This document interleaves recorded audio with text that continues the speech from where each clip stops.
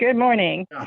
I'll go ahead and call the meeting to order and do roll call. And since I can't see you, I'll have to ask you to say here. Lacey Bissett. Here. Gary Bly has a medical procedure this morning, so he will not be here. Pat Carlisle. Here.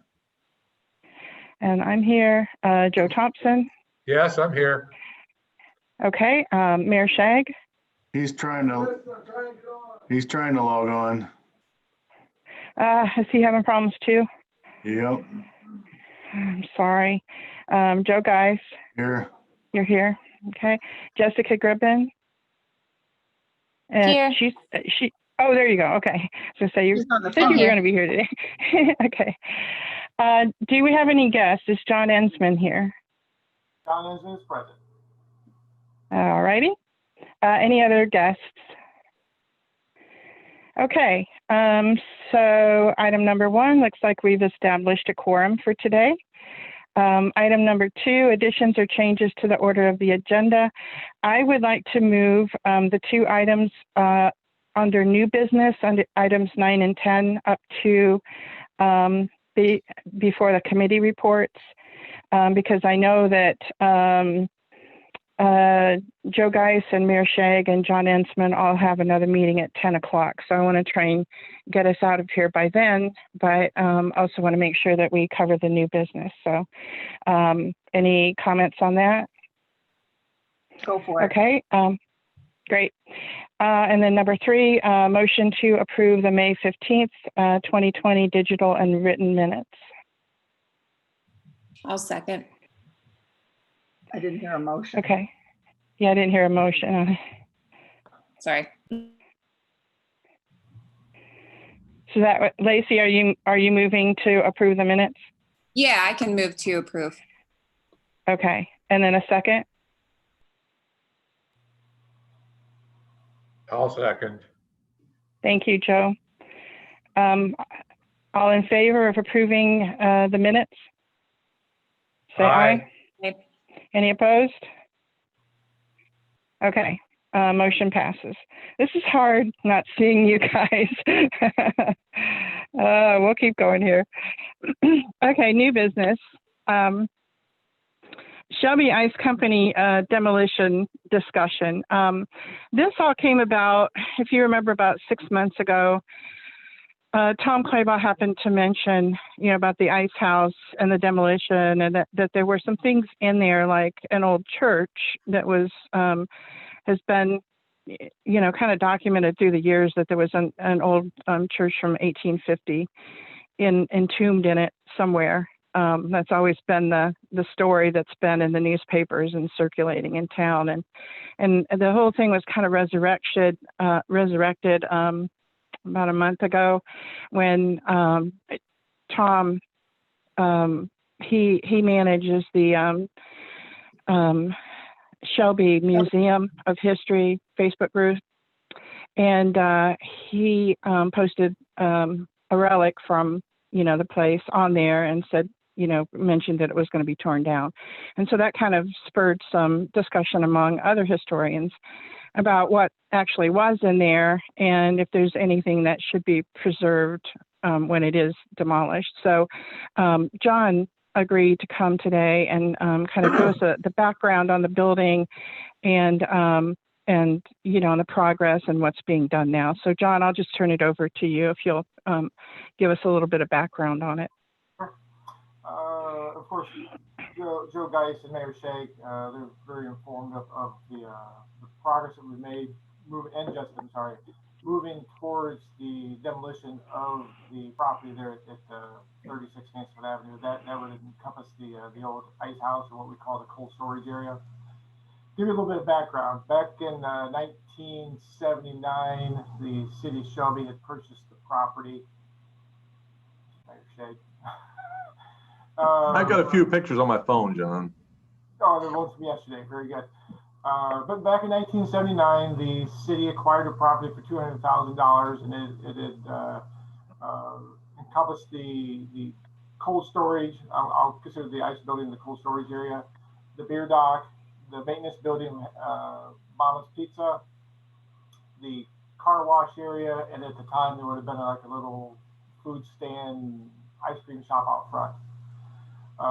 Over the years, there's been some changes to that property. The ice cream stand has been removed. That was removed by city employees. The car wash was removed a couple years ago by city employees. And I'm going to add that the property is owned, operated, and maintained by the Division of Electricity. It was purchased by the Electrical Enterprise Fund. It's controlled by that fund. Any maintenance costs that's associated with that property is done by and controlled by the Division of Electricity. So over the years, changes to the property, and going into and I'm going to fast forward fairly quicker to 2013, when the power plant retired. The steam that supplied heat to the building was removed. So there was some electrical heaters that were installed to maintain some heat in the building. The cold storage still remained cold storage. The beer dock they had some heating in there, but very, very little. And since then, the lease agreements for the beer dock and the car wash have been terminated. The building has been vacated, and there is no longer any occupancy within the buildings. And the buildings are in discussion and have been in discussion for demolition for quite some time. There's major roof repair that need to be done back in 13-14 at a cost of around $100,000. It was decided that $100,000 was not going to be spent on a building that was no longer going to be occupied, because again, this is money that is controlled by the Division of Electricity, and to help manage the cost within the Division of Electricity and to keep the cost down, the kilowatt hour cost to the ratepayers in town. It decided that the buildings are no longer needed for municipal purposes, and they were to be sold or seen fit to be removed.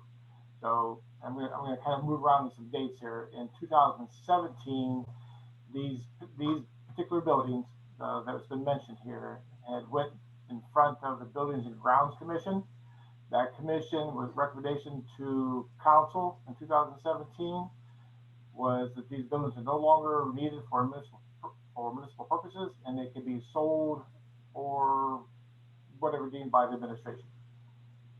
So at that time, the one parcel that encompassed all of those buildings was split into two parcels.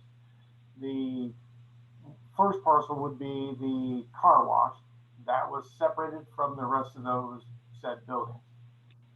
So we marketed through the CIC to sell the property as a whole or to be divided between two. We received a couple of quotes or entertained a couple quotes for the sale of the one parcel that encompassed the car wash. The monetary quote did not meet our expectation because we had a great idea what the value of the land was worth. We denied those particular quotes. At that point in time, we had to make a decision how we was going to move forward. A decision was made to remove the car wash, and as of, I believe it was last year, the year before, Jody maybe helped with that, the city crews removed that building. From there, we entertained other thoughts on how to move forward with the remaining buildings. Between Mr. Geis, Jessica, and Mayor Shea, we had entertained at least one, maybe two realtors that come our way with some thought for the property. There was a vision for a retail business that was interested in that particular lot, but with the obstructions in the way with the said buildings and the type of business, we decided not to move forward with that, but decided to move forward with the removal of those buildings. So this has kind of been in the progress over several years here. So late last year, early this year, Mr. Geist and I met with an engineering firm to put the bid specs together to demo the maintenance building, the beer dock, and the cold storage area, which are all common walls, meaning there's just a single wall between each individual building. So you get 3 buildings sitting there, if you will. There's a common wall between all 3 of those. Mama's Pizza is not being discussed at this time. But that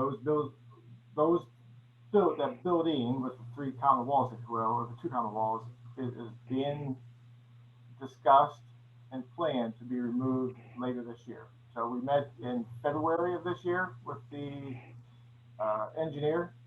We met this past Tuesday with the engineer to finalize the bid specs.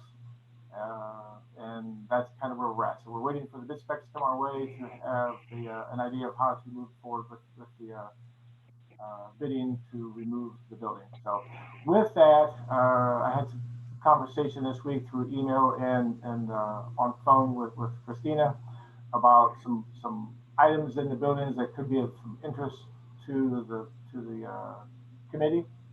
And we're very sensitive to that. So that's the reason why I'm here today, just to see if there's any questions or thoughts of how we can help move forward with the thought of some of the items, excuse me, that might be in the building, that might be of some interest, and kind of move forward from there. So, kind of a real quick snapshot of the last 5 years, but that's kind of where we're at. Okay, thank you, John. I did talk to Tom Claybaugh yesterday. He is interested in seeing what's in the building that might be of value to the museum. Does anyone have any other comments or questions? I would say that we did have the engineer in, and the possibility of a church being entombed in there is, I don't think, very likely, but someone else is willing to, if we get Tom in there and he sees something or whatever. But that place has been, I think when I read that article, that was a long time ago, and I think some other modifications have been made to that building since then. So I really don't think there is, but if someone can find something, I think that would be very interesting. Yeah, it would be, wouldn't it? That was John and I's idea too, to have Tom come through, because we went through, it's a royal mess in there and it's almost dangerous in some places. But it does look like there'd be a few items that be museum worthy. And again, just trying to find any foundational stones or anything of that original church. With the untrained eye, we couldn't see it. But here's a little bit of an interesting, there's a panel in there that does have one of the, I guess it would be a meter. We're still working, John. Can you see that? Does that show up? It does show up. York Ice Machine Company, sure. Yeah. Now it's part of a larger panel. Whoops. It's part of a larger panel, but 2 other of the meters are actually missing. But that's pretty cool. Here's an old scale in there. This is purported to be an ice hauling box of sorts. And again, I don't know what that's a flashlight shining on in a dark place. So there are a few items that there's stuff like this, but this is probably more from the 40s or 50s, I suppose. But it is that may be the foundational wall that they're speaking of, that maybe years and years ago maybe was on the north side, part of the original foundation, but there's concrete on top of all that. Say it's just here's just to give you an idea of what it looks like inside. It's just very dark and foreboding. I see nothing there that would concern historic preservation of buildings on Main Street. If Tom is interested in machinery, I think we ought to let him run with it. And I move we table the matter here at this committee. Okay, Joe's recommending that we table the issue. One of the reasons that I was interested in it was to see if someone had suggested to me that sometimes when buildings are torn down, that maybe there's some salvage material that could be sold, and that maybe that was a way that we could get the information or get some funding into an account, but it doesn't appear to be viable in this situation because the money does go back to the electricity department. So that's, I think probably you're right, Joe, for us, it's kind of a moot point. Do we need I don't think we need a motion to table, do we? Yes, you need motions to table. The motion's on the floor. I will second the motion to table this issue. Thank you. Okay, thank you. Pat, I see your world, Hmm? just I see your world is upside down today. I'm always upside down, baby. You know this. I'm I sorry. still haven't been able to log on, but I'm actually watching you live, so at least now I can see faces. I better behave myself. Okay, I'm sorry. Yeah. Okay, so we have a motion and a second. All in favor of tabling this number 9 issue, signify by saying aye. Aye. Any opposed? Okay, motion carries then. Thank you, John, for your input. I really appreciate that. Welcome. Good, and I'll get with you and Tom, and we'll connect on seeing what's inside and what might be of value. Very good. So, okay. Yes, look forward to it. Sure. Number 10, the Preservation Ohio quarterly meeting in Shelby. They contacted me earlier this week, and they would like to have their quarterly meeting in Shelby. Evidently, they were impressed, although they didn't choose the engine house as one of the endangered sites at this point. They were intrigued by it, and they want to come see it, and they want to come to see Shelby because they understand that we're just beginning our historic preservation trek. And so, they're there to offer help to us. I'm really, really excited that they're interested in coming. I've set it up that we'll meet at the vault at noon on July 11th. They'll have a little bit of a meeting. She said most of their meeting items they conduct at other times, but so this meeting will be free to come in and ask questions of them, talk about issues that we're having, concerns that we might be having, or things that we think we are doing well that maybe they can comment on and help us improve on. So that will be noon, July 11th. I asked Ben and Cindy Lash to be there to kind of talk about the restoration that they've done on the vault, on the old Citizens Bank. I asked Tom Claybaugh to help us with a walking tour, and I'd like to ask Garland Gates to help us with a walking tour with them, because I think if they tag team, Garland knows about the architectural aspects, and then Tom knows about the history of some of the buildings. So I think it would be a really good walk. It'll be informal. I don't expect them to give a formal presentation. We'll just kind of walk and talk. And Jessica's agreed to be there too, and she can talk about some of the building owners and tenants right now and maybe some of their concerns and some things. So it's just going to be a really informal day. They also wanted to see the engine house, so I'm setting up a tour of that. So I do realize that, we're still trying to social distance, and if you feel comfortable coming, that's fine. If you don't feel comfortable coming, there's no problem with it. I'm kind of iffy about it, but I do think this is a fantastic opportunity. So I will be there with mask and whatever else I need, hand sanitizer, whatever I need. So do you have any questions on that or anything else you think we should consider during their visit? Oh, I'm sorry. Sorry, Jeff. I'm sorry. Yes. This is Pat. I have 2 questions. The first one, you kind of have addressed it. Are we limiting the number of people, and is this open to the public, or just open to members of the Historic Preservation Commission and city? They want as many people there as they, as we feel comfortable. I mean, we think we'll probably invite people. I already sent a message out to Jake. We do have another issue that day with the parade coming down Main Street. But, and Jake, you know, he has run the parade for a number of years now with, and I think he's got some new members, so I'm not sure that he's going to feel comfortable leaving it. But I know Cody Albert or somebody like that, you know, would probably be willing to come at least at noon and, you know, and talk with the group. But we'll definitely have somebody from CIC there. You know, property owners would be fine. I would, you know, I would like to hear from you as to who, you know, which property owners might benefit from some of them talking. They are coming from all over the place. They have done restorations on their own properties. They have worked with cities, you know, before. One's coming from Ashtabula County. There's about a dozen that should be coming.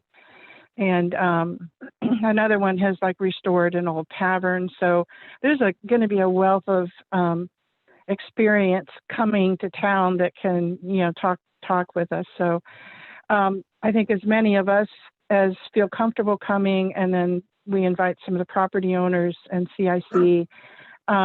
They do say it always helps to have media there, so I'll invite the press too to come in and talk about it. So I think it's a good opportunity. We don't want to make it too large, but we don't want to.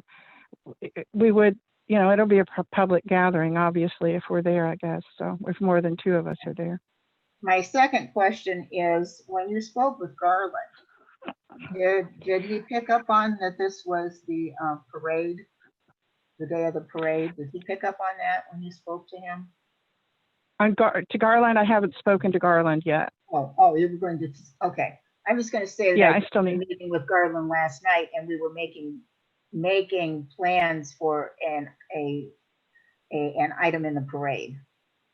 Ah, okay. Okay, so I'm thinking that you can speak to Garland about it, but he's already got things in the works for having an item in the lineup for the parade.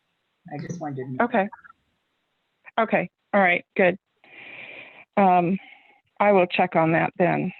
I'm thinking at least if they could, you know, somebody from CIC and Garland, anybody else that's involved in the parade, if they could come at noon for the lunch. They don't even really need to stay for lunch, but if they could come and you know, just talk for a little bit, I think that would be good, because I don't think the parade starts till 2. Is that right? Lineup, excuse me, I'm sorry for interrupting you, but the lineup for the parade starts at 1:30 on Technology Okay. Park. Okay. So there should be a little bit of time. Okay. I'll check with Garland then. Okay. Any other questions on that? Does anyone feel at this point like they will probably be there, that they could commit to being there, just so we have an idea? As far as I know, I will attempt to be there. I don't think I need to be in the parade unit. The parade unit is limited to a certain number of people, and I'm not going to volunteer for the parade unit. So, yeah, Okay. I think I can be there, sure. Okay, great. All right. Lacey. And I'm sorry. All right, this is Lacey. I plan on coming. Okay, good. Okay, that's great. And if anybody else decides that they want to come later, then that's fine too. We have plenty of time to think about all this. Pretty easy on our part. I pretty much have everything done except for maybe the walking tour. And like I said, it's going to be really informal. It's more for us to pick their brain and for them to kind of get an idea of what they think we might need some guidance on too. So I sent them the CIC plan, and I was going to send them our historic preservation plan, but I don't see it linked up. And so Joe, I sent you an email about a couple of things to change on the website, and then also to upload that historic preservation plan if we can. I didn't see it saw on that there. on- If it, Yeah, Yeah. it must have got lost when the new website came active, so I'll make sure it gets updated. okay, all right, great, thank you. Okay, we will shift back to the committee reports, outreach and education. I heard a little bit of chatter as I was trying to call in, so I don't know how much of this you've discussed already. So if you want to give me a recap, that'd be fine too. I was just asking everyone how we were treating the different categories, preservation, rehabilitation, et cetera. And it sounds like people are focusing on rehabilitation. So that definitely makes sense. I'll probably rework mine a little bit just because I kind of covered everything. Okay. And I plan to, at the beginning, my introduction is talking about those 4 different types and the different things, and just probably a general comment that if they're considering, one portion, then there's a separate section in the book that they should look at in particular. So, okay. Any other comments about that? How do we feel? Sorry. Go ahead. Go ahead. I don't have a way of raising my hand, so you. Sorry. The section in the book that starts that begins with rehabilitation, I believe it's page 76, has a list, a rehabilitation guidelines list. I would say we read it first and see if we really want to have it on the website, but it's pretty well, it defines things. It doesn't necessarily, it sounds kind of strong in some places, but it's the list of everything that you have to think about in a rehabilitation project. And it's on page 76. It's just a simple down, I think it's 15 items or whatever list. And if that were on the website along with our preservation plan, that might be helpful, but I don't want it on the website till everybody's looked at it and made certain. So Pat, just to kind of echo that sentiment, I'm working on the facade improvement program, and we've gotten the go ahead to kind of move forward with that on a limited basis this year. So I'm going to ask one of you as commission members to be on that committee that reviews those applications. So start thinking about that. But as I've been talking about it and talking with different building owners who might be good fits to be on the committee, or, who may have interest in facade improvement, I've gotten a lot of feedback that, and I know you guys are working towards this, so kudos to you for that, but we don't know what is expected of us from historic preservation. We don't know where to go to find exactly what you just said, a list. If there was a list of colors we could look at, and that would be helpful. And the fear of the unknown is worse than, I'm sure, than the actual application of it. So if you can provide easy to digest pieces of information to the public who are going to be looking at renovating their buildings, that would be extremely helpful. So as simple as you can make it. I know the book it's a thick book. There's a lot of stuff in there, but I think I guess it's your job as the commission to know that book. It's your job as the commission to make the public, give the public things they can understand easily. So that's kind of the feedback I'm getting, is that they're confused. And so it's making it a scary process and making them feel like you're against them, which I know that you're not, but that sentiment is out there a little bit. So just wanted to give you that feedback. So Okay. do people go to the website? I have to be honest, I've not visited the new website to see what historical stuff made it from from the previous website into this one. I have not done that. We all need to do that and double check what's in there. But if you could tell us some of the things that you think would be good to put on the website. I'm thinking that our certificate of appropriateness, our form for that, is on the website. The form for nominating something that is not currently a local or otherwise designated historic site is on there. That form should be on there. Those two forms were created a long time ago. Just what I'm hearing is that, there's no simple place to get the information. So they don't want to create a whole plan for a certificate of appropriateness to submit it to you, which granted they haven't done, but they don't want to create that whole plan and submit it and have you say, no, you can't do that. So if they had some guidance, you know, and they haven't reached out either. And that's what I've encouraged them. As I hear this information, I'm like, you need to talk to the commission. You need to have a conversation. But that's, you know, not always the people's first top of mind. So whatever you can give them that guides them on what they can and cannot do in simple terms. And if you had a palette of colors, that would be a huge start, because that's what most people ask for. Colors, okay. We do, yeah, we do, and we can very easily put that on the website, because we just have URLs to the different paint companies. There's But only one. Sherwin-Williams is the only one. Yeah, we had 3 of them at one point. One of them was bought out by Sherwin-Williams. Okay.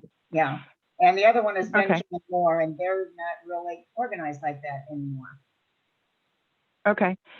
And I think, Jessica, I think you're almost talking about design guidelines. And so, we might want to consider that at some point, but we also talked about a brochure. Would that help? Okay. That'll help too. Okay. All right. So we'll start looking into a brochure. I've been reading some other things about, reasons why we should have historic preservation in the downtown area and some things like that. So that might be good to include in the brochure too. So we'll work on that. Thanks for that input, Jessica. As far as the actual talk we want to give, how far along are we? I actually do have another point I want to make. I did get the list of property owners that we have. Jessica forwarded it to me again the other day. I guess I missed it the first time.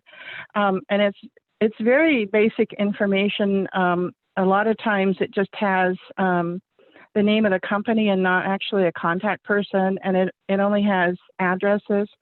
There's no email addresses, no phone numbers. So I'm not sure, how much input we would get if we just sent a letter to somebody. I'd like to have a little bit more personal contact with people that we invite to these. So I don't know that we're going to be ready in July if we need to contact some of these people to make sure that they're interested in coming to talk with us. And I'm not sure. Yeah, I'd like to gauge your opinion too as to whether we could do a face-to-face meeting in July. That's what we were kind of thinking of at the time, but are we far enough along in our planning to be able to do this in July, I guess is my question. Well, I agree with you 100% that the list does not tell us much. And I do try to watch property transfers in the newspaper, but even that only gives you the transferred from so-and-so to so-and-so. I know Kayla sold her building. Trying to get contact to each of those companies is very important, and a letter is not the way to go. But I don't know how else I guess we have to start doing research on those companies. We're looking for websites, looking for contact on every company, and then trying to nail it down to a person. So that we have that personal email, that personal phone number of the correct person to contact that company. And we've always come up with this other issue is the owner is not necessarily the occupant. And occupants like to know what owners are going to be doing. And so there's something to be said for businesses that have long time been in the same building but don't own the building. Others are owner occupied, like Tresden's Jewelers, that's owner occupied. So it is a real mix on that property owners list. There is a real mix there. And I know that Lacey and I are supposed to be the inventory people. And I'm always at a quandary about how I'm going to get an actual human being by email or phone that owns a building to connect with us. And there are a few that they don't even live in this state and they own those buildings. So it is an interesting list of owners, and saying July, we're going to be able to contact all of them between now and a July date, and they're all going to go, yay, yay, we want to do that. I'm not holding out much hope for the list to be that complete in July. What I'd like to propose is to dump the whole thing into a Google spreadsheet, and then we could all work on it. When we find a name or we find a an email address, maybe we can add it to that and see if we can't build it that way. Would that work? You're talking a Google spreadsheet or an Excel? What are you talking about? Because I don't know what Google spreadsheet means. Google, it's the same thing as an Excel spreadsheet, except that it's through Google, so anybody can add to it. It's better for collaboration. If you have an Excel spreadsheet, then only one person can add information. Right. Yeah. Okay. Well, I'll have to figure it out then, because I've never done a Google spreadsheet. It's pretty much the same as Excel. I mean, it's and I can set it up, and then all you'd have to do is input the information. Where can we find phone numbers? And I mean, are there? If we looked at the county property records, would it have information like that? At least a phone number or a name or? Tax records only give you the address of the person or company that is paying the taxes. They give you an address of who that person is or company is that pays the taxes, where they send the tax bill. There's nothing about emails or phone numbers or any of that stuff on the tax records as far as I've been able to find. I have some of them. I have emails for some of them and phone numbers. So I can go through this list and add them from another sheet I have. It'll just take me some time to do it, but I don't have all of them, certainly, but I do have some. So I can add, if you do a Google Drive doc, Chris, then I can just add those to that, and then everybody else can kind of do the same. That's a good idea. Then at least we can see where we are and what we might need to track down yet. That'd be great. And I will add a column for current occupant, maybe contact information for current occupant, so that we know who they are too. That would be nice to know. Okay. So back to my question, I'm taking it that we won't be ready to do this in July. When would we be able to do these educational meetings with property owners? August, September?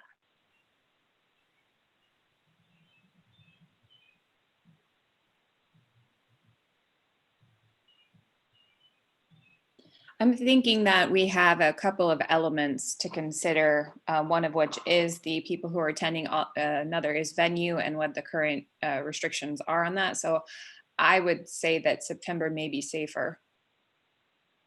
Okay, September. Joe, are you okay with that? Joe Thompson? Well, I've got a big, long laundry list of things to go over before we talk about dates. Okay. Okay, that sounds good too. Jessica, I'm wondering too, if you're getting some feedback from property owners that they're not sure about what to do, should we have some kind of general meeting with them to begin with?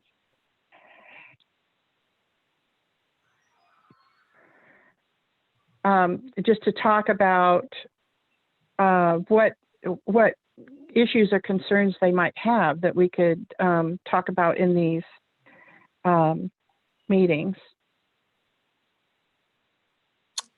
I think so. I think the challenge right now is, how it's hard to get people to come to a meeting. As we know, we just did it for the when we created the plan, but I think it's even harder now that we have Corona to contend with. Has anybody done any outreach, one-on-one outreach at all? Or is that still, I know you guys had talked about it at one time, and I apologize, I've been absent from these meetings, so I don't know, but I think you could go a long way there. Okay. Yeah, I do want to, as soon as I get a few of these things like bicycle days off my plate, I do intend to and I would love to have you go with me and introduce me to some of these property owners and people too, so that I get a better understanding of what they might need. Yeah. That's- How, One-on-one and face-to-face with the persons who live here and own historic properties would be the way to start. And then we'll Mhm. have to figure out how to branch out to those folks who don't live in Shelby, who own these properties but live, somewhere in Ohio or somewhere else. So we need to, but the ones that live right here in Shelby, a face-to-face, a coffee meeting with them one at a time seems logical. okay, we can work, and it doesn't have to be just me. I mean, we could all maybe pick somebody that we're interested in knowing more about their business or their concerns too. So we can talk about that let's talk about that next meeting, because I hear that Joe still has some questions and comments about our education meeting. So you have a list. Yes. Okay. You ready for it? Yes, you have the floor. Well, the first was the date and the time, which we've been talking about. We don't have a list of invitees. This started out as an intimate coffee and pastry meeting with selected stakeholders, and somehow that's gotten lost. I think it's true that it's public and anybody can access. I've got Joe Geis slated to control the meeting, control Zoom. He's doing a good job, and I would appreciate that help. But if there's 5 commission members, Joe, the mayor, Jessica, Lacey, we're getting down to 10 or so people, and we haven't got any invitees yet. But if it's Zoom, I guess we can accommodate more than an intimate little meeting around a coffee table. But we need those select invitees, and that maybe follows your face-to-face contact or local people and that kind of thing. After we specify those invitees, we have to make sure they have Zoom ability. So it's not only an email address, it's the ability to access Zoom and use Zoom. And as I say, I appreciate Joe's ability to send the emails to those people as well as to me. It makes it much easier to clock into Zoom. What we do with the general public, to put it on the city website and put links to look what was recorded and that kind of thing. I think, Chrissy, you've let out the order of presentation in your listing. And after you give your introduction, I guess I'm the first to go down the path. That's fine. Paint palette, we've put it on out to discuss. 12 times in 4 years, I've never seen a paint palette. I don't know anybody who has. If several paint manufacturers have them, we ought to get them in the numbers, and that ought to be available when the question arises, which is probably at this meeting. At one time, there was talk about PowerPoint, and I don't do anything in PowerPoint, and I don't know if there's been any pursuance of that. Last of all, if we're going to have 5 of us make 5 presentations of 5 minutes, that's 25 minutes. By the time we get an introduction and a little Q&A and wait for latecomers and so forth, we're up to 45, 50 minutes, and we're going to lose the audience at that point. So I was wondering if we need a kitchen timer to ring a bell to remind people when to shut up. Yeah. I guess those are my issues. Okay. I have a question first. I thought that we were still going. I'm seeing Joe still talking. Are you still talking, Joe? I'm done. Thank you. Chris, Okay, there's a lag. Chris, you're going to have a little bit of a delay when you watch that live stream from hearing this, but Okay. All right. We're going to head back for our bid opening. I can just let this run. You guys are going to probably be a while yet, right? 5 minutes. We probably will be. We'll be back here by like 10 after or so, so. Okay, we'll be Okay. fine. All Thank right, you, we'll be back. Okay, thank you. Joe Thompson, I was thinking that we were talking about doing this in person, doing the meeting in person. So are we still, we're not sure whether we want to do it in person or through Zoom, or are we going to wait? Since we're thinking September now, are we going to wait to that point?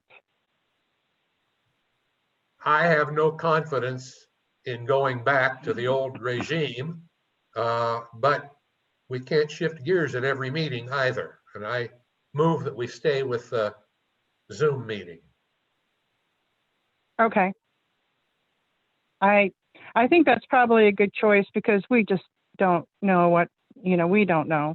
We're heading back into school about that time frame in August and September, and there's there's no telling. Okay, so how does PowerPoint work in a Zoom meeting? it works very well, actually. I just did one on Saturday for my genealogy class, and I'm actually doing all of my genealogy classes online now through the end of the year. And and it works very well.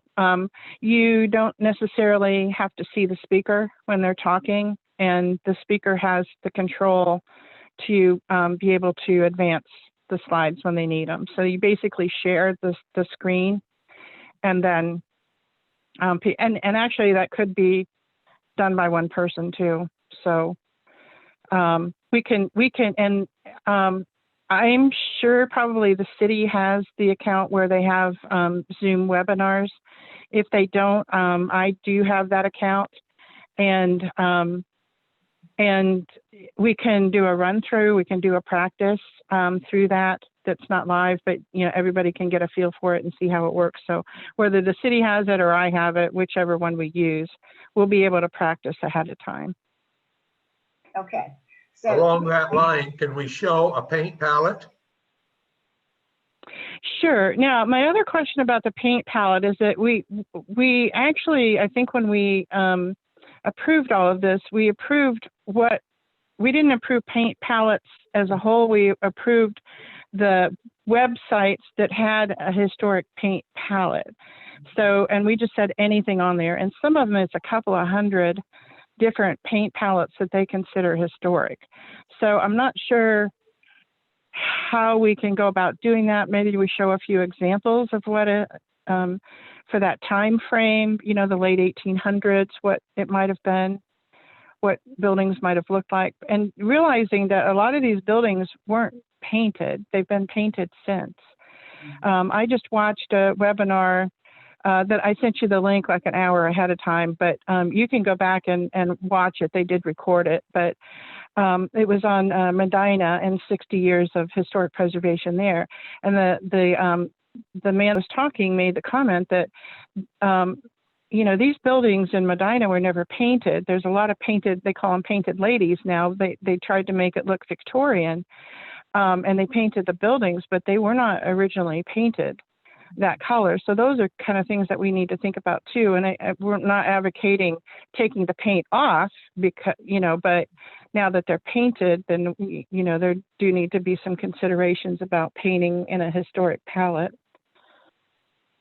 If we're going to have an approved paint color, we have to have a palette to show people at this meeting. Yes and no. What you need, because the websites, those websites way back when Chris found them, whatever meeting that was that we approved that was, I don't know, 2 years ago. Those websites show different colors, but they also break it down by the decade in which your building was built, or you name a decade, or you name 20 years in this 20-year time frame. These were the colors that were popular. And then they can also tell you that these were in the Northeast, these were in the South, these were in the West.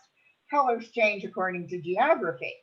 I think what we need to do as a commission, if we believe color is a big issue, we need to have a broad range palette an actual sample printed on a piece of paper with names of the colors.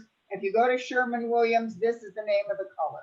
If you go to Benjamin Moore, which is harder to find, this is the name of the color. Those are the only two. The third website was bought out by Sherwin-Williams. So, and you can do that. You can just say, there they are, and have an actual sheet of paper that has them printed on. The problem is, when you print these colors, it isn't as true as the color is going to be when you go and buy the paint and use it. So it's easier to just stick to a website and say, here's the website, and there are suggestions on that website.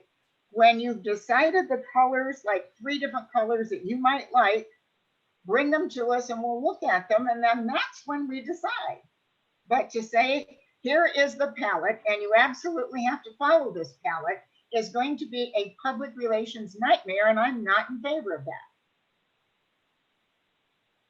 Yeah, I think that it makes a lot of sense if it's historically appropriate. I don't think we want to narrow any more than that, than what, you know, the multitude of colors that could have been used in that time period. There's quite a few options, and I think the more options we can give people, the better. So I agree with you, Pat.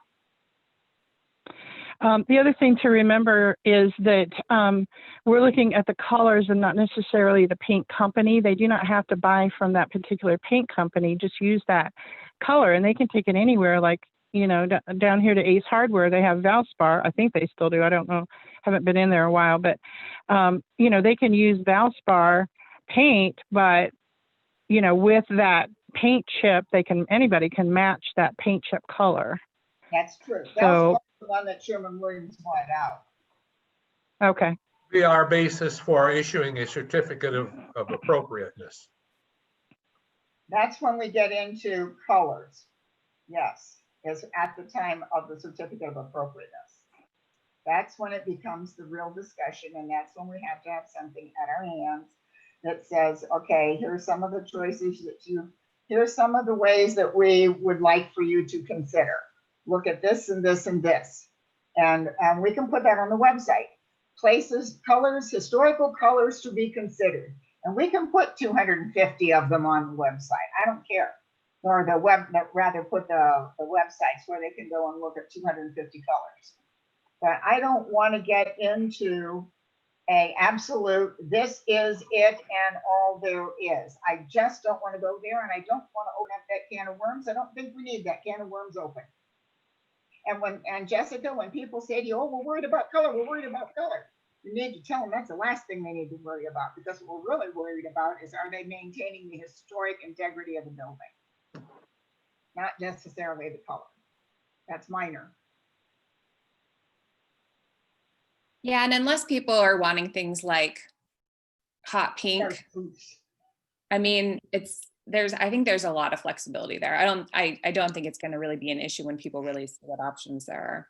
I agree with you. I think there is a lot of flexibility, and I think you guys are willing to look at it, but the perception is not that. So if you give them a website and there's 250 choices, I think that will be helpful, so they can see that you're not narrowing their choices. So if there is a website and we attach it to historic preservation, and I can say, go to the website and look, there's, tons of colors. It might open their mind a little bit to, okay, they're not out to get me. They're not trying to like fit me in this little box. They do want to work with me. So that would be helpful. Do we talk at all about colors at our intimate little breakfast coffee clash?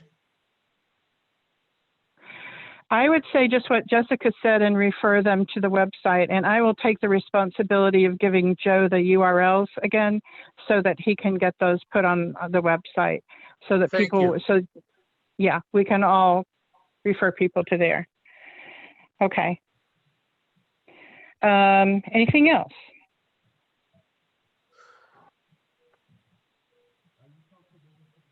I did want to inquire as to whether we were planning on using much in the way of pictures as examples, either do's or don'ts, or and what might go into that for the presentation, if that makes sense. Right. Yeah. Do you have experience with PowerPoints, Lacey? No, and I guess I should clarify, I'm more like, are there potential pictures that we have of Shelby buildings that we have permission to use, or are there perhaps like in the SHPO presentations, they have examples of good things, bad things, you know, to give visual examples for people? That's kind of more what I'm getting at, whether we can get the rights to those. I think we can. I use PowerPoints quite a bit, so I mean, I can take responsibility for building it. But I think anything that we can do like that will have visuals on it to show them the possibilities, especially of what they could do with their own buildings, I think would probably be very, very beneficial for them. And along that line, if you see pictures of buildings that you think would be appropriate, especially for your part, if you can start sending them to me, then then we can start building the PowerPoint as we go. So yeah, and I actually probably should know a little bit more about this because I did take some photojournalism classes way back in the day. My understanding is legally you have the right to take photos as long as you're not standing on the property. But as this came up with Richland Preservation Action Group recently for the scavenger hunt that we're doing of buildings, you kind of want to make sure that the building owner is okay with it just for public relations purposes. So that, I guess that's my concern. And or if there's a partner agency that might be willing to share the photos that they've either taken and or gotten permission for, that kind of thing. So more of a kind of a, not a copyright issue, but like a, photo rights issue. I don't know if anyone knows any more about that. I've never tried to do a PowerPoint with photos and make sure that it's, legally appropriate. It makes 100% sense that you would not post a photo that either it's already in public domain, which means it's already been out there, or if it is more localized and isn't in public domain, that we absolutely have a written permission for that photo to be a part of this PowerPoint. It can't hurt.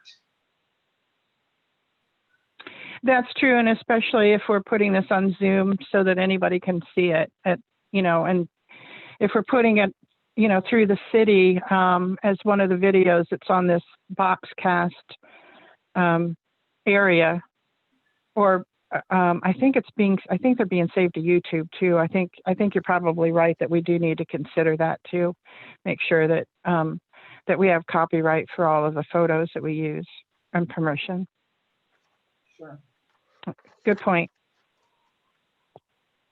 Can I go ahead. Oh, I'm sorry. We ahead. we kind of have two things going on at once here. We have a PowerPoint, a presentation where we expect all of the Historic Preservation Commissions, all of us, to be at this meeting with whatever selected invitees to relay this information. And we decided to make it a PowerPoint so it would be consistent from one meeting to the next, because we knew we would be doing multiples. If we're going to do multiple meetings, we could break this down to where only 2 people from the commission go to a particular, meet with a particular building owner or 2 building owners and present this PowerPoint in a very intimate coffee clutch kind of atmosphere, the PowerPoint being the driving of the info, not going into specifics, but driving this info as to who we are, what we do, and how rehabilitation takes place, and what are the possibilities of tax credits and so on.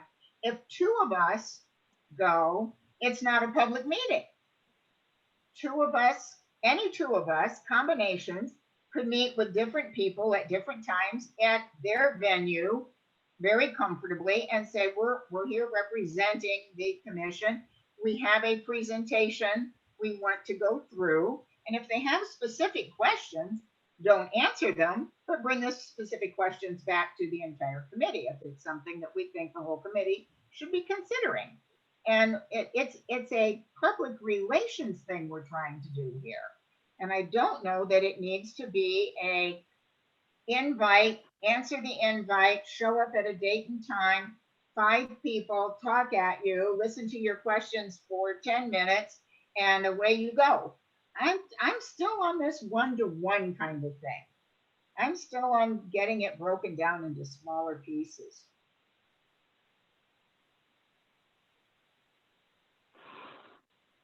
I think the only thing I wonder about is because we've kind of broken everything up into these specific sections. I think to some degree, like maybe even presenting would require us to understand each one of the sections, which we should on some level, but it is a kind of a lot to go into. I don't know. Maybe if we're just presenting the real basics, but I'm anticipating there will be questions on each of those things.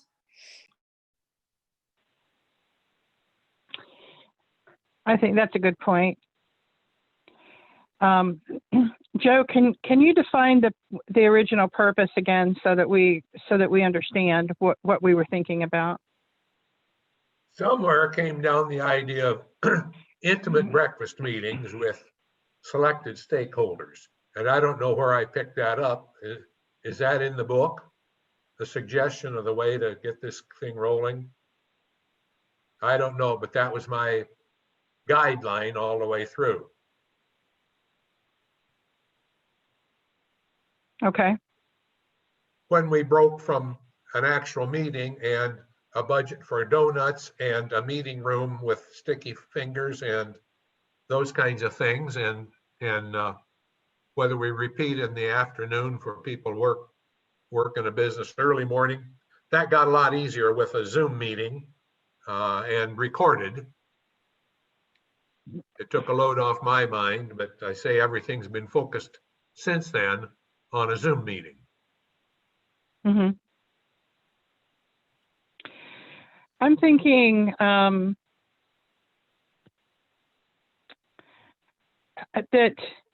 it could be, I think, a combination of both. I like the point where we're each talking about, our something that we've owned, something that we have expertise in a general Zoom meeting that can be recorded, and it could be replayed. It might not be something that we come back and do a live presentation several times. Maybe it's just something that we record and put out there for people.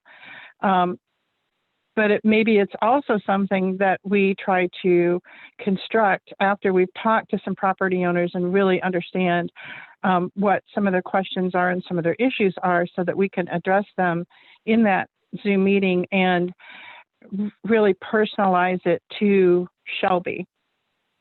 And then it's something that, it is there, it's recorded, somebody can go back and look at it at periods of time. I can see kind of a hybrid of everything that we're talking about, that we do one Zoom and talk about overall historic preservation geared towards Shelby and trying to answer some of the questions that we know property owners have. And then still going out and talking to each of those property owners before and after the Zoom, and seeing how we can help them. When we first talked about 5 sections and 5 members, looking at the Secretary of Interior standards, I made notes on the whole thing. And when you assign specifically materials and surfaces to me, I chopped 4/5 of it out. And I assure you, I have 5 minutes worth of lecture notes here for materials and finishes. And I presume other people will want 5 minutes too. That's one per section.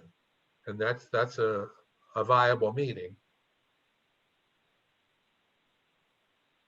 I don't think I can talk about the whole book in 5 minutes and then have somebody else repeat it. No, and I think I like your idea, because if we know beforehand, what specific questions they might have, that's what you can talk about in the PowerPoint. Is you can be general about it, but you can also be specifically, like painting of the buildings. They basically the standards say if they're not painted, don't paint them. It's not recommended to paint them, things like that. The entire book is set up as recommended and not recommended. Right. And it says these are the recommended things to do, and these are the things that are not recommended to do. Mm-hmm. It doesn't say that when we are looking at a certificate of appropriateness on a one-on-one basis, that we wouldn't put some condition on that would allow for a not recommended procedure. It just, the entire book is set up that way, recommended, not recommended. Every section's that way. I don't know how much detail you want to get into in the PowerPoint. Each page of the PowerPoint, how many pages it's going to be, or screens, rather, slides. I don't know that a particular topic, and I have interior spaces, features, and finishes. I can just tell you that the first thing is figure out the timeline in which the building was originally built and its original use, and then look to see how much has already been altered since then, where you've lost what was originally there, and try to go back to the original as much as you can. Repair what you can, don't replace when you can repair. And when you're forced to replace something, replace it with within that historical context. And there's 1,000 places to go to, even things like putting storm windows on the inside to increase the R value of older windows or antique glass. There's just gobs of that stuff out there. And surely in 5 minutes, all I can say to them is try to return as much as possible to the historic time frame when the building was built and when it was first used. That's it. That's one screen. I'm done. Yeah, I think there's some value in kind of establishing the philosophy, right? Because a lot of these things are going to be very situational too. It's not going to be one size fits all for every situation, every building. And so we might encounter some problems if we try to get too much in the details, and it is definitely going to run over.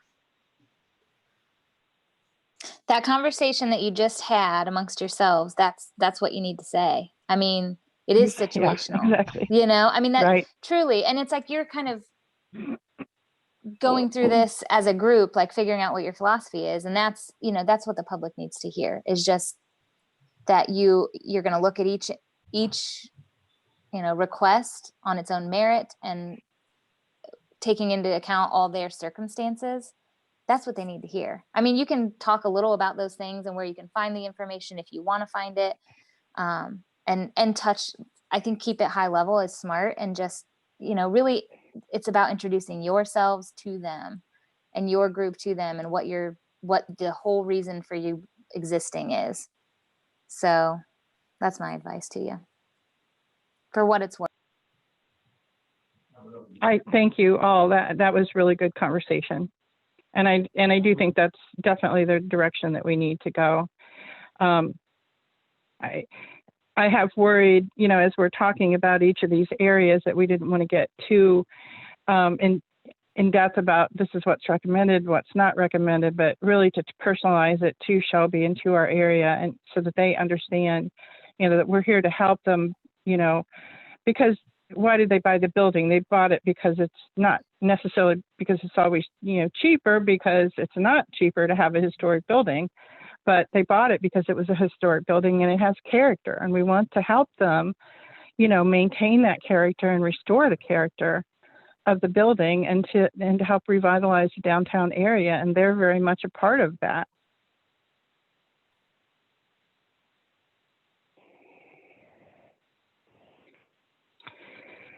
So where do we stand?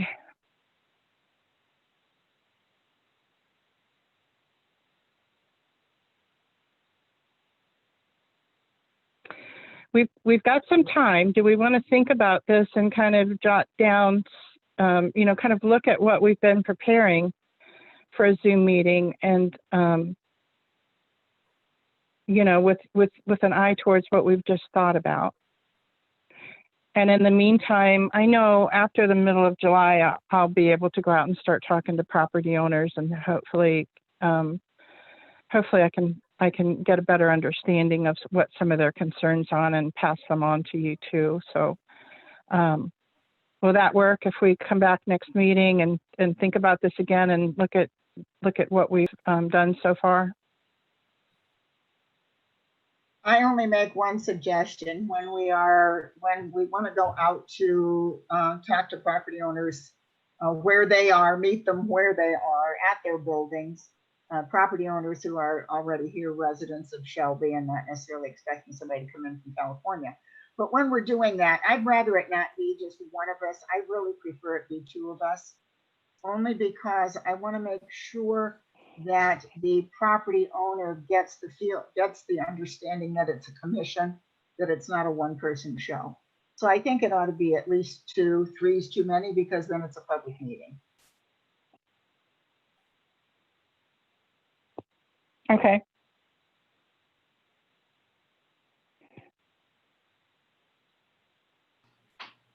I was just gonna say, I think it's okay to wait until we definitely are all on board with exactly the format, et cetera. We do just want to keep in mind that we want to eventually make a decision without delaying it too long, just because this is information that obviously people already have concerns. And I feel like the sooner that we can kind of get it started, we can always add additional informational sessions in the future if we don't cover everything that we think maybe we might need to. So that's just my thoughts on that. That's a good point. And I think we're still thinking about shooting for September. Is that correct? To present this? I'm on board with that. I'm on board with September. Okay. And Joe, you're okay? Yes, yes. Okay. Now, Awesome. how does that fit with the church's downtown fix up, paint up program? I had a question on that. Are they still doing that this year? And they do need to come before us with their paint colors. Does anybody know? Yeah, Ben reached out to me. I think it was last week, but it might have been the week before. Anyway, he kind of wanted some guidance. So I actually need to talk to some people and see what is needed to be done, if they, what it looks like for this year. So they haven't made any decisions yet or really had any conversations, but obviously they're going to need to because they typically do it in August. So more to come, but they haven't done anything yet. So there's nothing to bring to you at this point. So we will need, if you can relate to them, and I'm happy to have a conversation with them too, if you would relay that we're going to need something for the July meeting. I guess we'll have to meet I guess we're meeting monthly now again, which is fine. But yeah, we'll have to have something in July. Yeah. Yeah. Yeah, I really, I can I'm pretty sure whether it's in the minutes, the gentleman who came to us the first summer they started to do this. And I'm thinking it was only 3 years ago. But a young man came to us and asked us about this, that, and the other thing. He actually brought to us some samples of the colors that they were anticipating using, which were all within a range of colors that were historic. He knew that they were getting their paint donated from, I believe, at that point, it was Oland's Hardware. It wasn't Ace. And we had no issue with that. We looked at it. We didn't do a certificate of appropriateness. What we did was we simply previewed the buildings, who's participating in the project, what kind of paint are you planning on using? And not every building got paint. Some of them just got their windows cleaned and things swept out, stuff that had nothing to do with us. So I would like to see them present to us at some point their project. What are they planning to do? For which buildings are they going to be approaching, or what building owners have already said, yes, we want to participate? What are they doing? And if we're talking about paint, show us what you're thinking of. What are the owners saying, this is what we kind of like. We kind of like this. Let's look at it. Nobody was out of line with any of their choices 2 years or 3 years ago, whenever they were in front of us. But for having done that one time, they assumed it was a rubber stamp for every time thereafter. But that meeting is important for us to know what their plan is. Yep, and we had that conversation with him. Gary and I went out and talked to him, and that's fine. Like I said, he doesn't have any plan at all yet. So as soon as he has one, we'll certainly make sure he gets in front of this commission. And I believe last year after the fact, we did say that we needed to see certificates of appropriateness because we're actually, we're dealing with the property owners. This circumvents the property owners, and we need to have those in. It's just a piece of paper that they need to fill out and show us the paint color for each of the properties that's in the historic district. And I think that we need to have those because we're asking people as a matter to do that, and just because it's part of a group project, it should still follow through our guidelines. Now, Chris, you're right. It's the property owner making an agreement with this nonprofit to do some cleanup at the front of their building. The property owner is the one who is responsible, really, for talking to us and telling us, hey, I want to do this. We never ask them who's actually doing their painting. We don't really care who paints it, whether it's a nonprofit who's doing a community service or whether they hire a professional. We don't care about that part. We care about what is the paint that you're applying. What's it going to look like? And that's all that we really care about. And you're right, it's property owner's responsibility to deal with that. But do we want to have, let's say they end up wanting to do 12 buildings. Do we want 12 property owners to come in for 12 certificates of appropriateness? Or is there a possibility to do a blanket one that covers the 12 buildings and we list the 12 buildings in the blanket certificate? I think it needs to be 12 separate ones for each property owner, but the property owner doesn't need to come to us. They can all be brought by the church or the group, whoever's doing it. They just need to have them sign off on it. And I mean, they would do that anyway, I would think, if there would be some kind of an agreement with the property owner. So if we have it done within the certificate of appropriateness, then we've done our due diligence on it.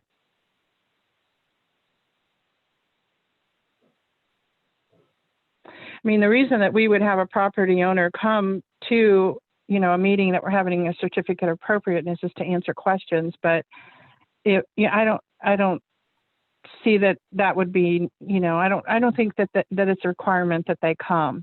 So I think as long as we have the paperwork and we know and understand what each property owner is doing with their property, I think that that's fine.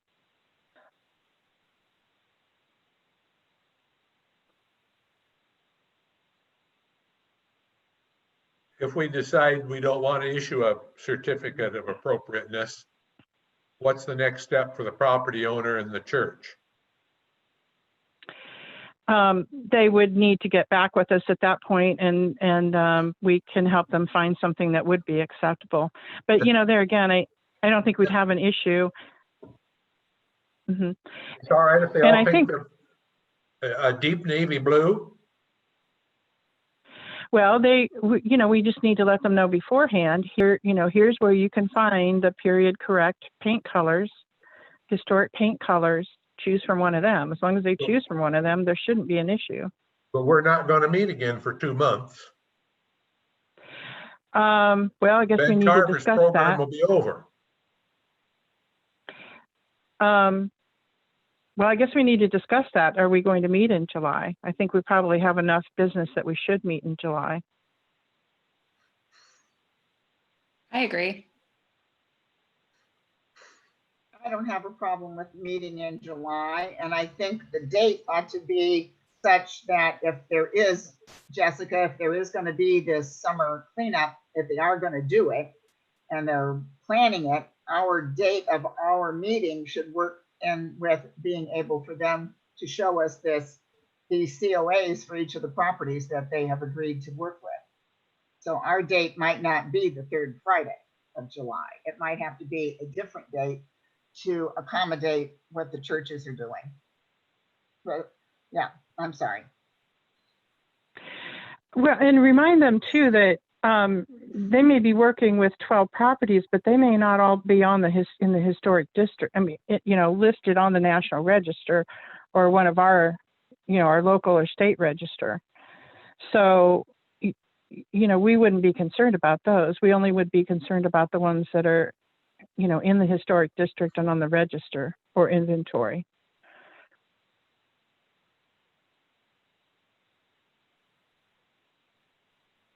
Yep, I've got that. And like I said, that was, I think it's not a concern. I think it'll be fine. If there are any historic buildings, I'll make sure that it comes to you guys in whatever fashion you wish it to be. If it's a certificate of appropriateness, that's what we'll do. I don't know that there will be. I'm not sure what he's planning to do. So I guess I will take the responsibility for that. Thank you. Thank you very much. And let me know if you need, any help. I don't want to dump it all on you, but you've been meeting with them and coordinating with them, so. Okay. Do we have anything else that we want to talk about with these educational meetings? Are we pretty much, from what I'm understanding, we're going to do it in September. We're shooting for September. We're looking at a Zoom meeting with all 5 of us, still presenting. We're going to rethink how we're going to present our information. We're going to look for photos that might be appropriate to illustrate what we're talking about or improvements that they could consider. Was there anything else? And in the meantime, we're going to go out and kind of start talking to property owners to get more feedback from them about questions they may have and concerns. Does that sound like a good wrap up? We need a list of invitees with email addresses. So Joe can invite them to a Zoom meeting, and they need to be up to speed on Zoom meetings. Okay. And I'm going to send Joe the URLs for the paint colors so we can get those put up on the website also, so that we have a place that we can point people to so that they can see what's I don't know if we need to have a caveat on there, like to describe we're not endorsing a paint company, we're just endorsing the colors. I don't know. We can work that out, Joe guys.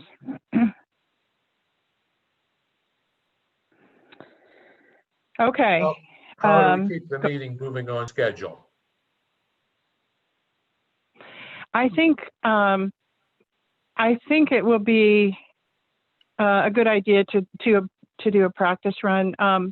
Joe guys, the Zoom that you have, can you do webinars on it that the city has? Webinars. Yeah, there's 2 different things. There's Zoom meetings and then there's Zoom webinars.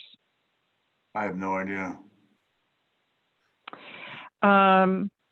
Maybe we can check. I do have the webinar because I've been using it for my online classes, and so we could do that. There's a way that you can go in and do a practice with that where the public doesn't see it, but it's just like you're running the meeting. So we may need to look at that and see. And I can talk to you more about that one. Okay, anything else on that? Okay, let's move on through the rest of the agenda. Number 2, Rich History Alliance grant update. We thought that we had someone that could finally teach a brick repointing workshop. There's a gentleman from the masonry program at Pioneer. And he's willing to do that, but he has never done the lime and lime and sand method before. He's used more contemporary methods. And so because he's never done that before, he was not comfortable in teaching that.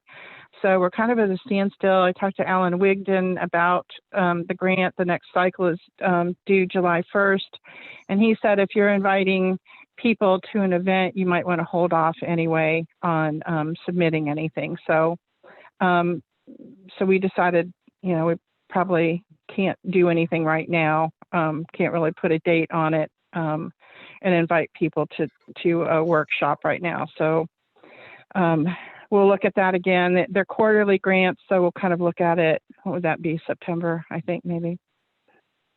Or October, whenever it is.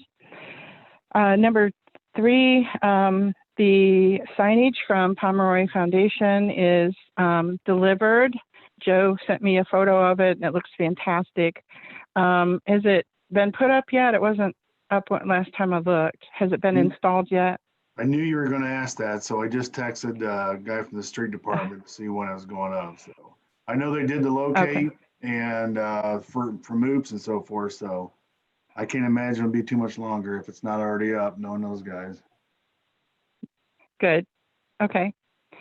So we need to choose a date. If we decide to do a dedication, which I think would be appropriate, we need to decide a date. Do we want to just pick our next meeting date and meet around there for a photo op, maybe, and invite the press and talk about it? Do we need a dedication?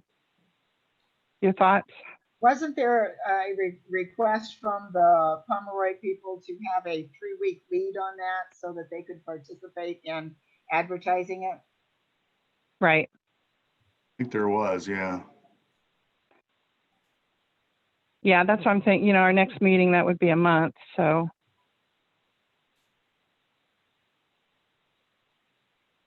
So are we talking about going in person and then meeting afterward to discuss other agenda items, or? That's what I was thinking. What are your thoughts? Do you want to meet in person in July, or are we, and it's fine with me. I'm staying at home as much as possible too. So, if that's your thoughts, we can do the dedication maybe at some later date. I'm getting more comfortable with meetings of 10 or fewer people, or even 15. I will tell you that the Kiwanis Club here in Shelby is going back to regular meetings starting in June the 24th. We'll be meeting twice a month, and there's usually somewhere between 10 and 12 of us there. And we always meet at the vault, and Ben's doing lunches for us. So yeah, things are starting to open up like that. I'm comfortable with that. I don't know that I want to go to a stadium and see a baseball game, but I do know that I'm okay with small group meetings, no problem. May I say, we've begun having commission and committee meetings in person back in the rear conference room back there at on Water Street. You can get social distancing and still have your meetings.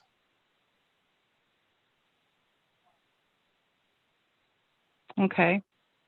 Any other thoughts about having an in-person meeting in July?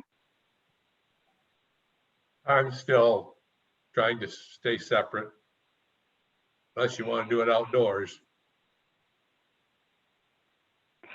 Well, that's a possibility too. Obviously in the bandstand area. No, Joe's mentioned, I think, the pavilion, the Black Fork Commons Pavilion, and there are restrooms nearby now that are operational. That's right. Yeah, we could. How would that be, Joe? Would that work? Yeah, we could just, Joe Thompson, I'm sorry.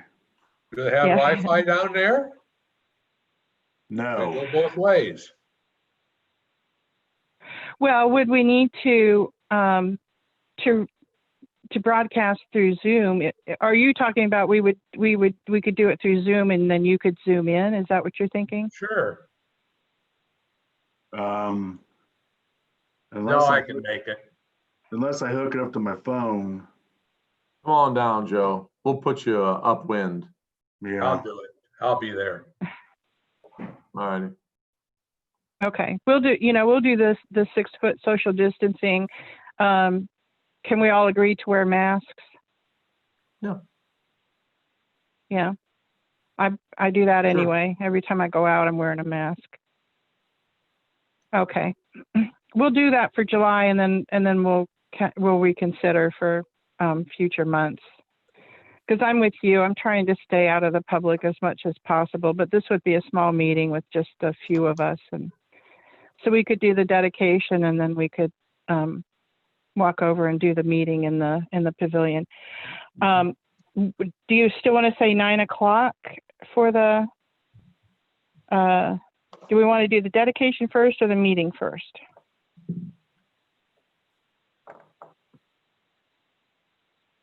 No druthers? I think you'd rather have the dedication first. The Okay. folks that are here to join in, then they could go on their merry way. And what about media? What about media? Will media be invited? Yes, I believe so. Yeah, But I we'll think you'd need want to make do it- that. Yes, and maybe Christina, maybe make it instead of 9, maybe 9:30. I don't know. 9's all right, but maybe just start a half hour later. I don't know where these people be driving in from. I don't even know that they would be coming to the meeting. I think they just wanted to know about it and wanted to know. I'll contact them and find out if they actually do come to these events or, Mhm. and then pick a time. Sure. I think doesn't matter to me, dedication at 9 or 9:30, and then have the meeting half an hour after that. So that gives us time for the dedication and then to move over to the pavilion. That's fine. Mhm. Whatever you decide. You is want fine. to, let's keep it at 9 for the dedication, unless there's some reason that, that's really our standing meeting time now anyway. Let's keep it at 9 for the dedication and 9:30 for the meeting, because that doesn't put us too late then for the meeting. Too late in the morning. You have a date? And I will let's see, it would be July 17th. That's when our next meeting would be. I'm unavailable that day, but you guys can still meet. Okay, yeah, if we're not going to record it, then Mhm.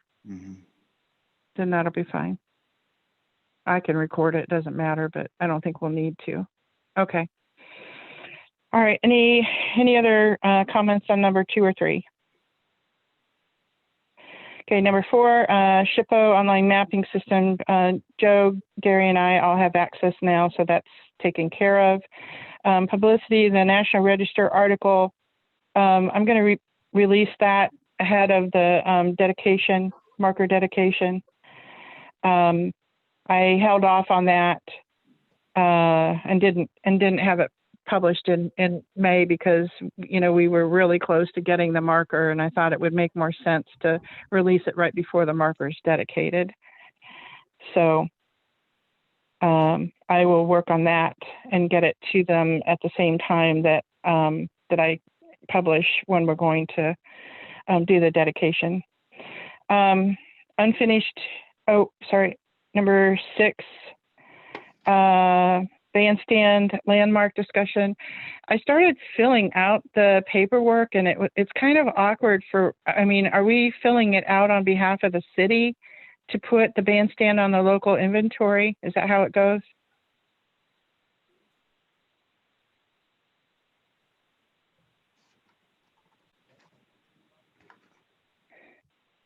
It was kind of awkward about that. Pat, maybe you can look at that with me, and we can work on that for the next meeting. Would that be okay?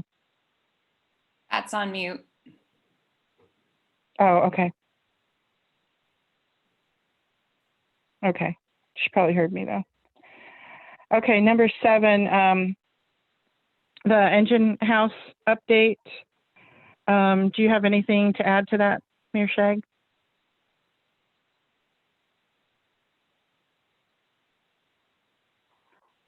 Unmute yourself, Mayor.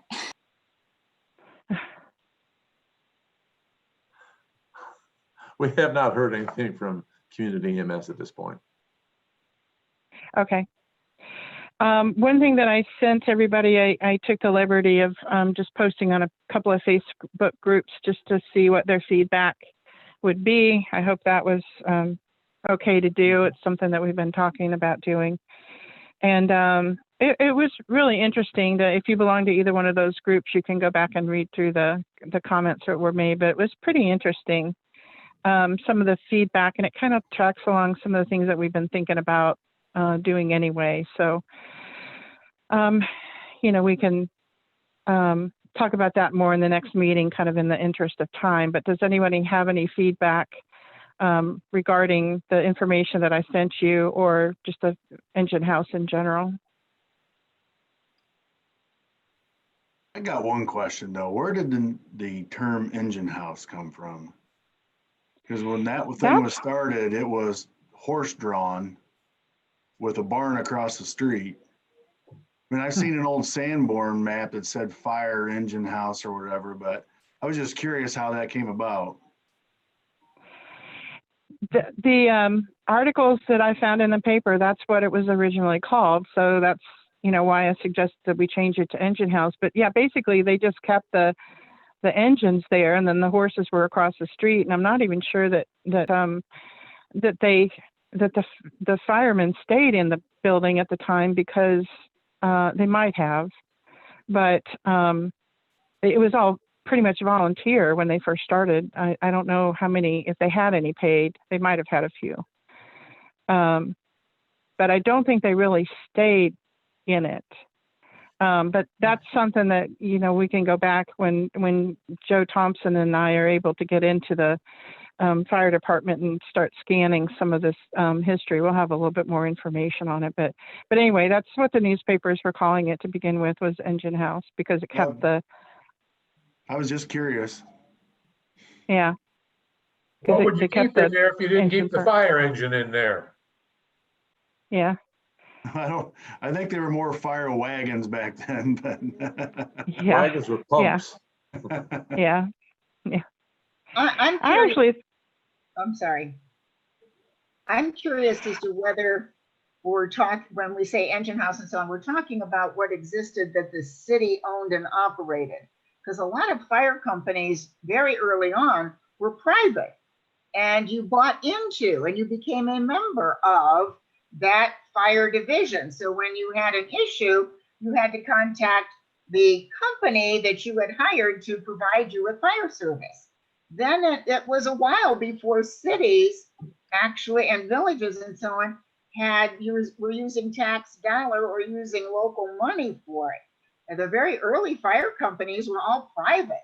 So I'm curious as to it says they built it in 1872. So I'm thinking it was built with tax money or local money of some kind. But I'm really curious about its very early beginnings, how we had a fire service that was paid for or owned by the city of Shelby, and then it wasn't even a city. So I glanced over their documents. I believe it was a city. They called themselves the Leiter Group because the guy at the time, the mayor's last name was Leiter, and so forth. So there's some neat documents down there. Okay. Yeah, and there were various. I don't know if they called them companies or, you know, what they called them, but I actually had the idea the other day. I was looking at, you know, some of the pictures, and they were showing an actual event where the firefighters came in and they had competitions among the different fire companies, brigades, whatever they wanted to call them. Wouldn't it be cool if we could do a fundraiser and recreate some of those events, both for professionals and for amateurs that wanted to participate? We had, when I lived down in Florida, we had what we call the lumberjack games, and they had crosscut saw, they had like Jack and Jill crosscut saw, they had axe throwing, knife throwing, they had log rolling, all kinds of different activities, and they had different categories for the professionals like foresters and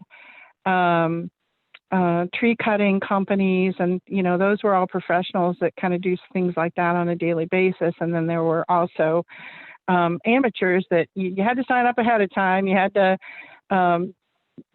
probably sign a waiver to say, if I put a knife in my foot, I'm not going to sue you guys. But anyway, but it was fantastic. It was so much fun and so much you had to sign up ahead of time. You couldn't just walk up and say, I want to do this. You had to have some forethought in it to be able to do it. But wouldn't that be cool? It would be a great fundraiser we could do, and an old time, fire brigade, talk about, what it was like to be a firefighter back at that. So it'd be education and, some fun games and a fundraiser. Keep in mind, they drug the equipment to Galleon. That was the race. Oh, was it? Oh my goodness. Wow.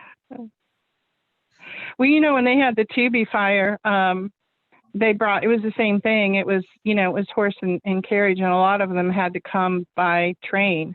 A lot of the other fire departments came by train to help with fighting that fire at the Tubi at the time. So there's some really great history, with that engine house, things that have happened with it. So, Chris, a few things here. I set this boxcast up to end at 11. I don't know if it's automatically going to kick off or not, but and two, okay. I checked the documents from the Pomeroy Foundation. They just want 2 pictures sent. It didn't say anything about letting them know if there's a dedication or not. So. Okay, you just want 2 photos of it. Okay. I think that might have been another email that I got. I'll go back and check to see if they sent that to me. Okay. And actually, I think we're about done anyway. Are there any other comments on the engine house? I think the only other comment that I would make is that I really do feel like the public, and albeit it's a small sample of people, but I really do feel like they want to keep the engine house within the city purview and make it be a really good community place to meet. And I really think it can be an anchor to our downtown area as we're trying to do restoration of the historic district. So that's my personal opinion. Mhm. I'll move. And we got one more thing. Number 8, the engine house history digitization. It's on hold right now. So I'm hoping maybe we can get in there August or September. We'll just have to see. But anyway, I'm keeping it on the agenda just so that we keep it forefront. So any other comments? So we will meet next meeting at 9 a.m. At the bandstand where the marker is going to be placed. And then we'll meet at 9:30 over at the pavilion for our meeting. And it will be an in-person meeting. Any other comments? All right, if not, the meeting stands adjourned. Really quick, Thank you wait, so much. sorry. Oops. I know you want to do adjourn, Yep. but I do need someone from the commission to be on my committee for the facade improvement grant, and that will be just considering the grants when they come in. I can send an email with all the details, but is there anyone that it appeals to right away, or do you want me to send the email and then you'll get back to me? Could you send the I'll send the email with email. more details in? Great. Yep. All right. No problem. All right, meeting's adjourned. Thank you so much. I'm sorry it was a long meeting, but it was a very fruitful meeting. Thank you.